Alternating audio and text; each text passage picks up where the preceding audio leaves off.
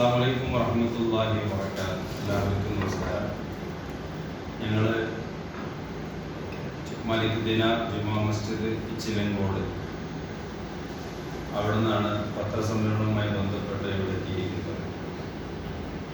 റാഫി ഇബ്നു ഹബീബ് മാലിക് ദിനാർ റളിയല്ലാഹു അൻഹുവിന്റെ വിശ്രമം കൊള്ളുന്ന ഇച്ചിലങ്കോട് മഹല്ല് കമ്മിറ്റി ഭാരവാഹികളാണ് ഇവിടെ ഇരിക്കുന്നത്.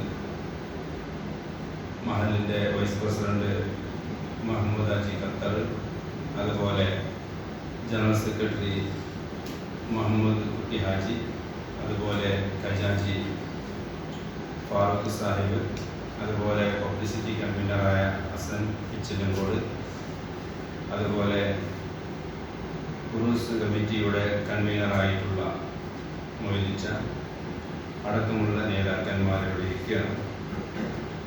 വന്ന ഉദ്ദേശം നിങ്ങൾക്കൊക്കെ അറിയാം.